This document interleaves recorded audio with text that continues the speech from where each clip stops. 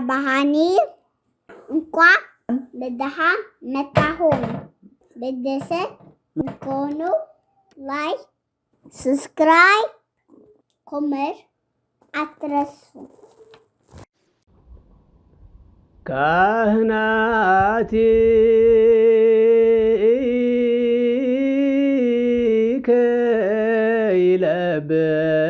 ከይለብሱ ጽድቀ ወጻድቃኒ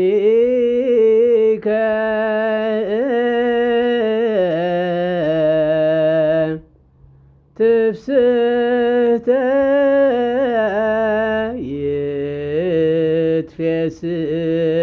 ይትፌስሑ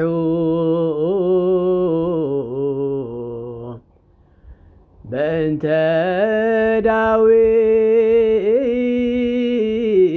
ዳዊት ገብርከ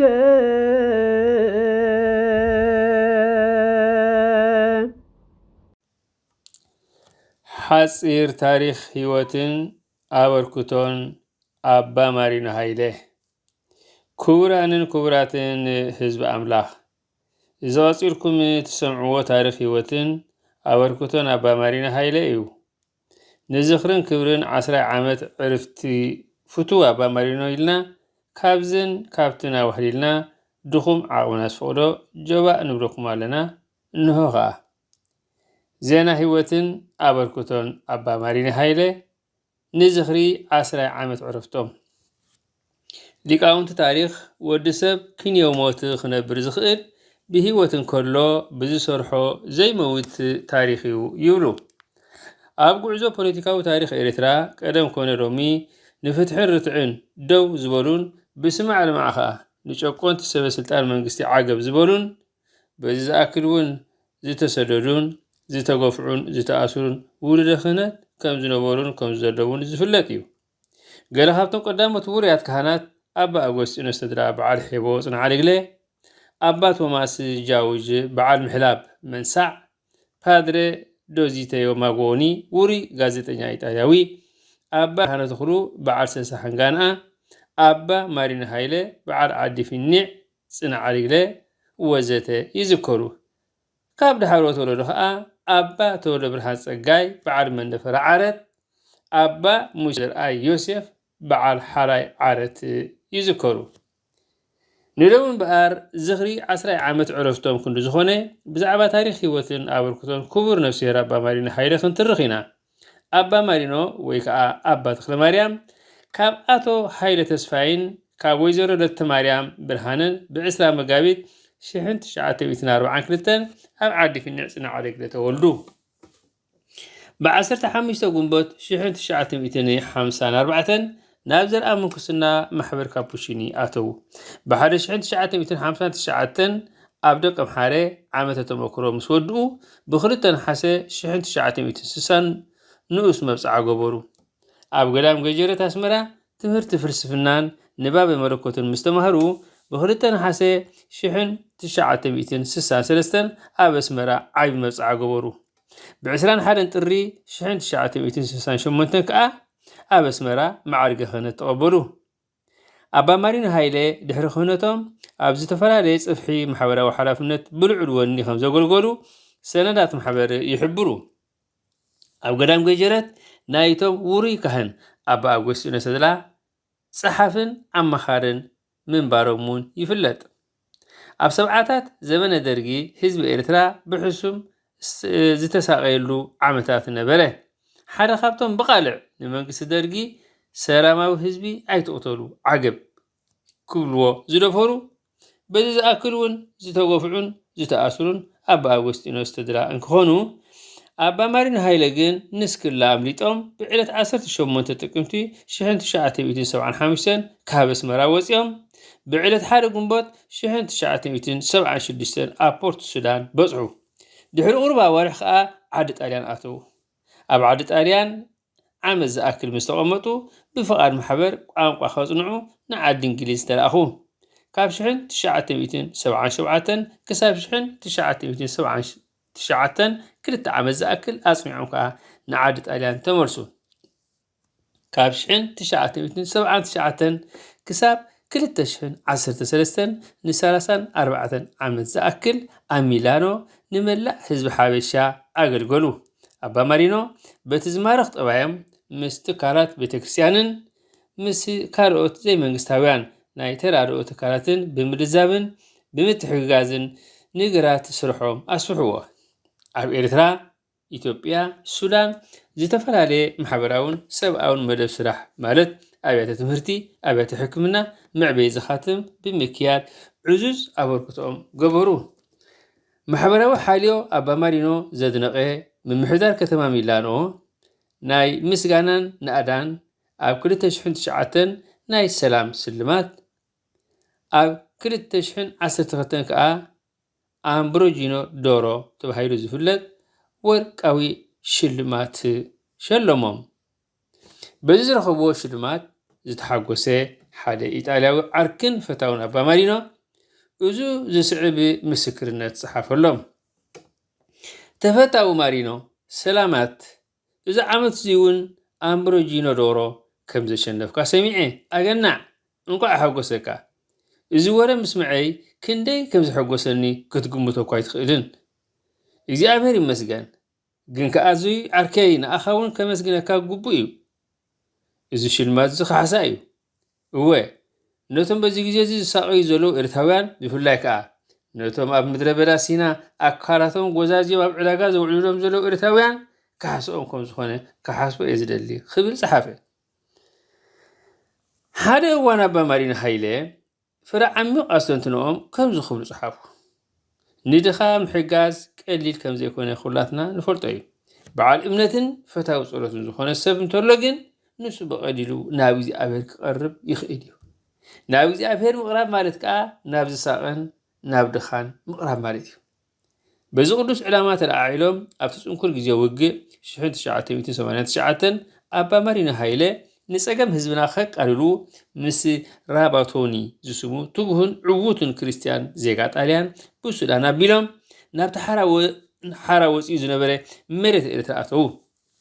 በቲ ደብ ሰጊርካ ረድኤት ምልጋስ ክሮስ ቦርደር ኦፐሬሽን ብዝብል ስምን ዕላማን እተዓሞ ናይ ተራድኦ ስራሕ ተላዒሎም ናብ መደበር ሰሎሙና ሳሕል ክበጽሑ ከኣሉ።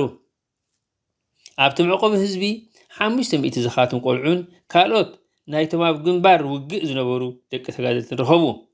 በቲ ኩነተ ህይወት ቆልዑ ዝሓዘኑ ኣባ ማሪኖ ምስቶም ሓለፍቲ ብምዝታይ እቲ ሽዑ ብህፁፅ ዘድልዮም ዝነበረ ሓገዝ ማለት ፀባ፣ ቢስኩት፣ ሽኮር ክልእኹሎም ተሰማምዑ። ናብ ዓዲ ጣልያን ምስ ተመልሱ ከይወዓሉ ከይሓደሩ ማርያም ተሃብኩም እናበሉ ገዛ ገዛን ዓዲ ዓድን እናኸዱ ክምእሩሩ ጀመሩ። ኣምላኽ ከዓ በቲ ዘይጠልም ሓልዮቱ ረድኦም።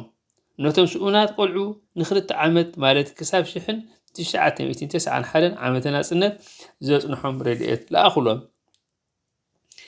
ኣበርክቶ ናይዞም ሓበን ህዝብን ሃገርን ዝኾኑ ክቡር ካህን ኣባ ማሪኖ ሃይለ ጸብጺብካ ዝውዳእ ኣይኮነን። ገለ ካብቲ ኣብ እዋን ዕረፍቶም ዝወሓዘ ምስክርነት ክንጠቅስ ጽቡቕ እዩ። እንሆ ከዓ ቀዳማይ ኣባ ማሪኖ ጸላይ ፈላስን ተባዕ ተቓላስን ኣብ ግዜ ቃልሲ ኾነ ድሕሪ ቃልሲ ማዕረ ማዕረቲ ዝተፀውዕሉ ሃዋርያዊ ተልእኾኦም ተወዳዳሪ ዘይብሉ ህዝባውን ሃገራውን ኣበርክቶ ዝገበሩ እዮም። ቅድሚ ኩሉን ልዕሊ ኩሉን ዝበድህዎ ጉዳይ ሰውራ ኤርትራ ከምቲ መንግስቲ ኢትዮጵያ ዝጥቁኖ ዝነበረ ብሃገራት ዕራብ ዝምእኸል ወይ ድማ ኤርትራ ዓረባዊትን እስላማዊትን ንምግባር ዝቃለስ ዘይኮነስ በንጻሩ ናይ ዝኾነ ሃይማኖት ፀግዒ ዘይብሉ ውፅዑን ንጹሕን ንመሰልን ናጽነትን ዝዋግዕ ሓይሊ ከም ዝኾነ ልዑል ዲፕሎማስያዊ ጻዕሪ ከም ዘካየዱ ይፍለጥ። ካልኣይ ኣባ ማሪኖ ኣብ ሰማንያታት ማሕበር ረድኤት ኤርትራ ኣብ ምቋም ወሳኒ ግደ ከም ዝነበሮም።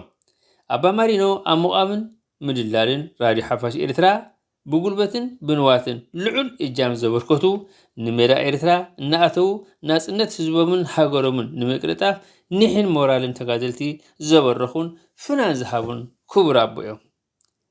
ሳልሳይ ኣባ ማሪኖ ማሕበረሰብ ኤርትራ ኣብ ሚላኖ ከም ዝተኸሉ ኣባ ማሪኖ ንኩሉ ኤርትራዊ ብዘይ ኣፈላላይ ዓሌትን ሃይማኖትን ፖለቲካን ዝሓቁፍ ብሕግን ስርዓትን ዝቕየድ መሪሕ ሓሳብ ኮይኖም ኣካየዱ እንተኾነ ከምቲ ዝተመነይዎ ኣይኮነን። ዓንቢቡ እምበር ኣይፈረየን።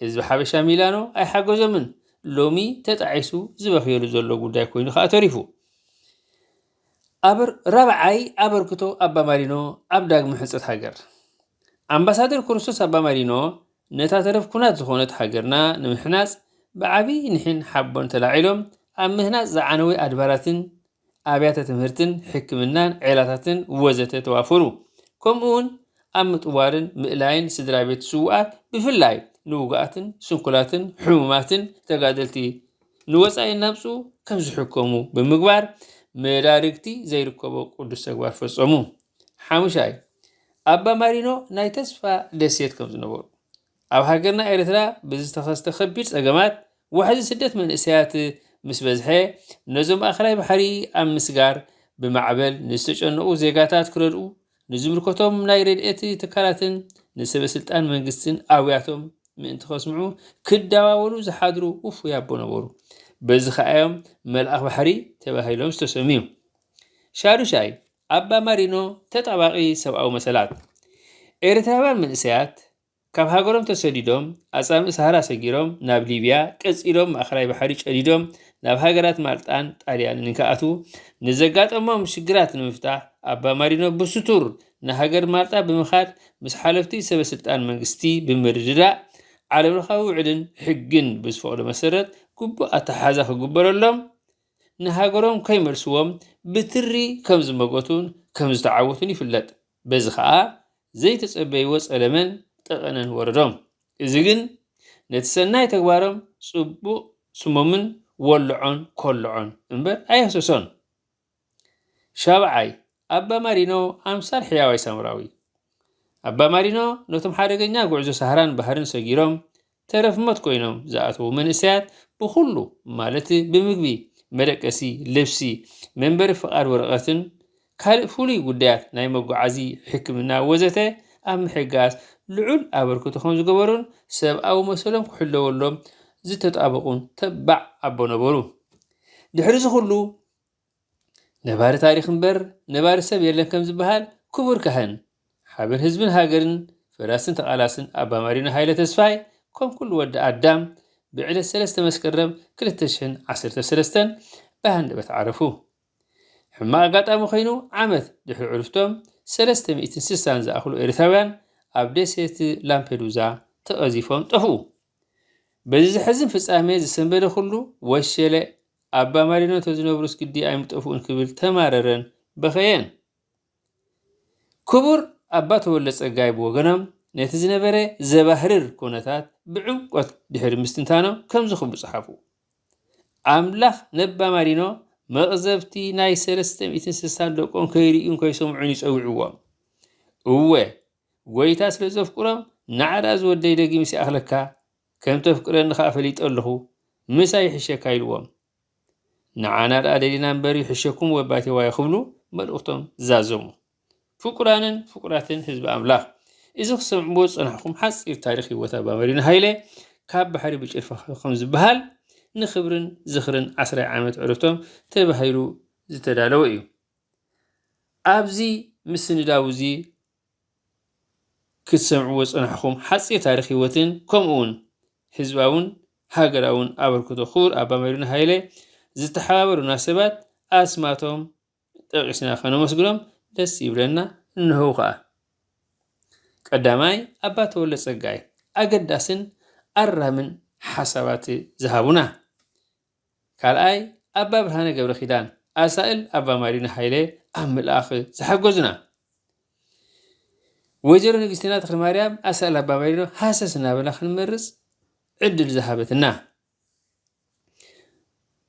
رابعاي مسغانا نخبر قمصن حلقة قدامن أبا تخلون برهانة بيسولوتن أداراشن كنت كنسو لازفقلولنا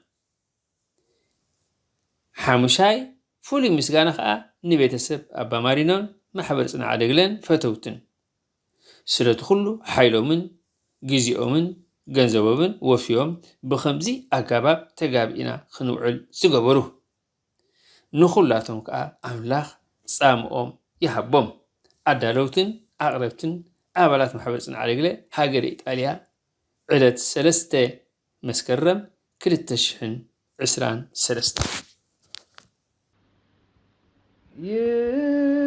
ይቤሎ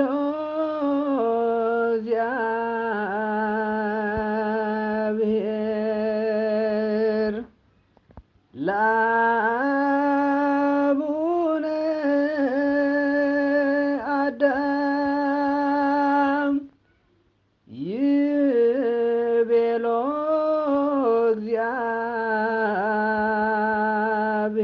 እግዚአብሔር ለአቡነ አዳም መሬት አንተ ወትገብ ውስተ መሬት መሬት አንተ ወትገብ ውስተ መሬት ኢልዎ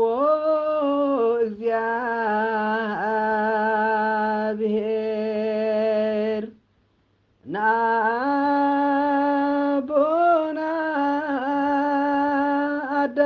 አዳም ኢልዎ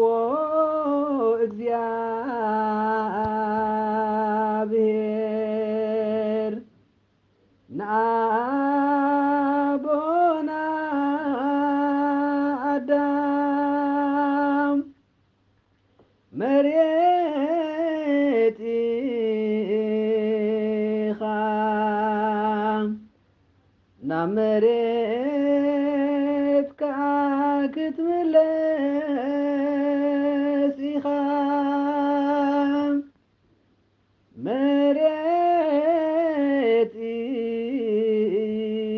ኢኻ እሞ ናብ መሬት ድማ ክትምለስ